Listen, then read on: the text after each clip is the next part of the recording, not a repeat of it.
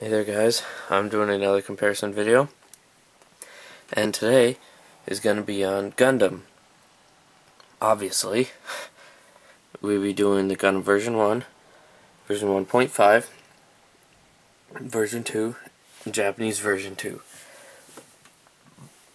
First thing, as far as the Japanese version 2 goes, that is the Gundam hammer that comes with the American version 2. That's the Gundam hammer for the Japanese version 2. Those two don't have Gundam hammers. Okay.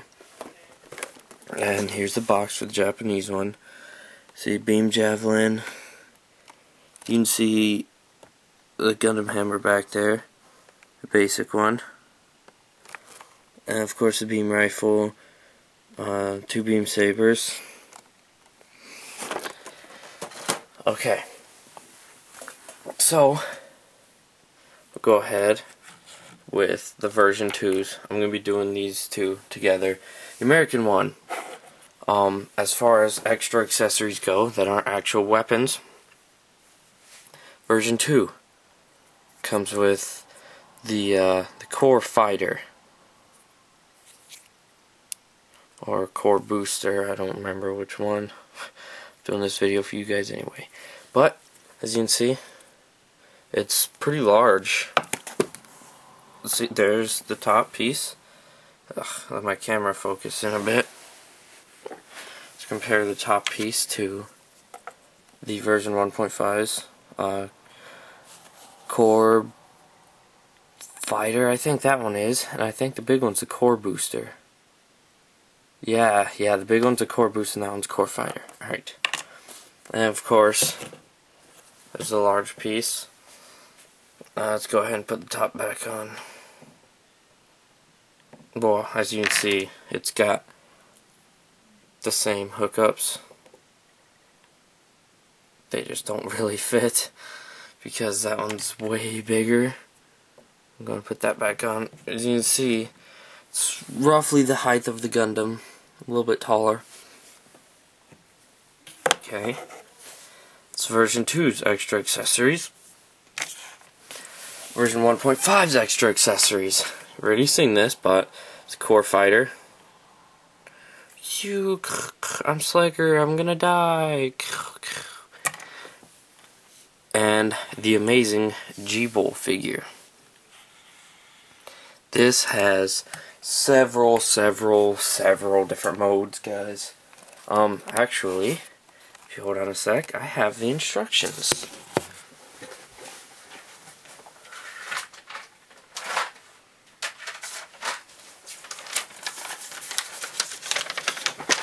Okay, I'm back, guys. Let's see here. The instructions. You have the G armor, the G pull, the G sky, and the Gundam sky right there. It's kind of doofy, whatever, and then obviously the Gundam. And that's just called like the G armor with the way it is.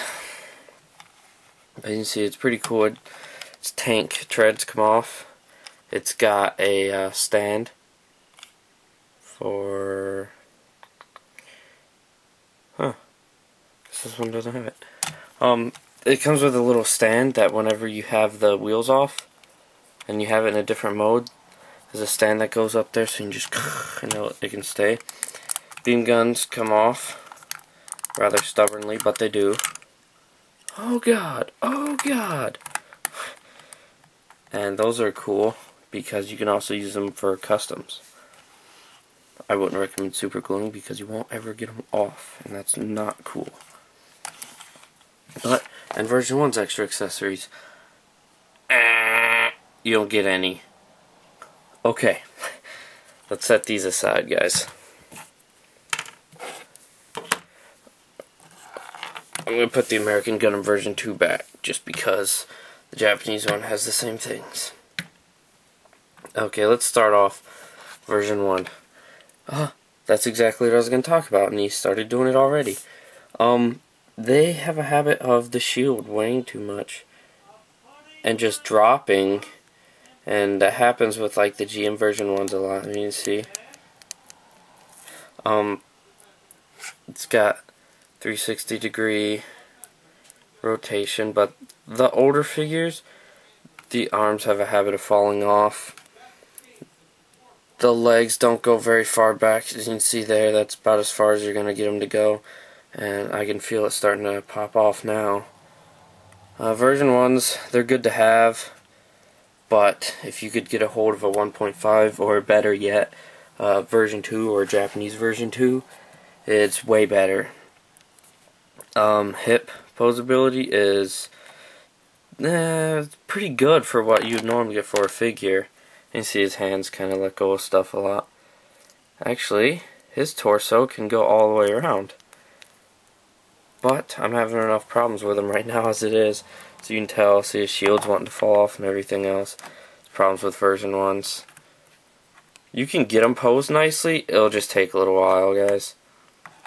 Okay, I'm just going to lay him down. That way, nothing else falls off. Okay, version 1.5. As you can see, everything sits rather nicely. He holds the shield in his hand and connects to his arm for extra support. The other shield hooks into his back. Let's see if I can get it off with one hand. Oh, yep, there we go. As you can see, a little peg there hooks into his back right there.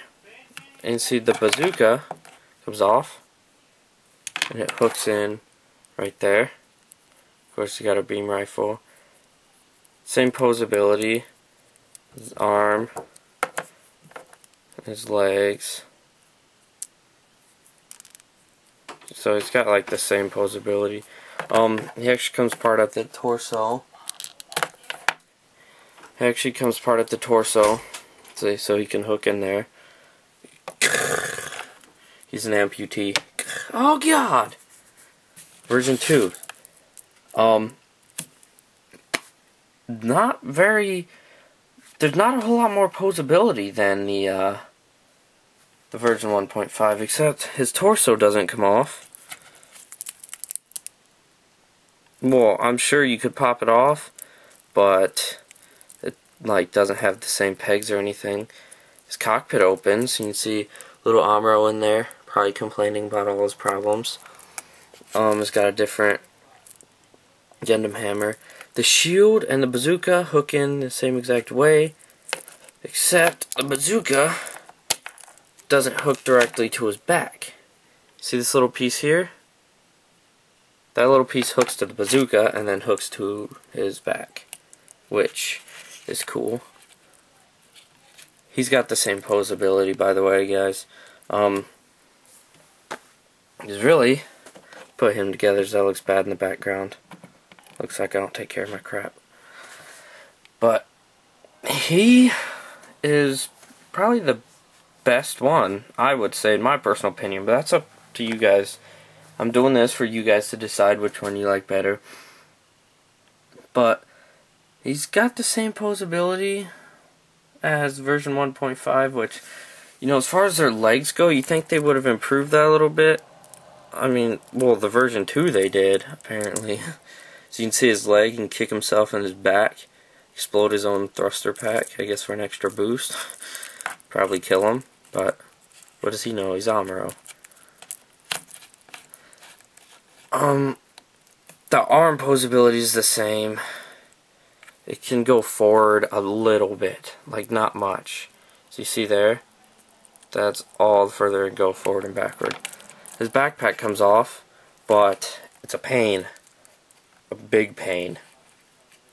A ginormous pain. So, that was my second comparison video on Gundam version 1, version 1.5, and version 2. And thanks for watching, guys. Any requests on some of the other ones, if I have them, I'll do them for you guys. Thanks for watching.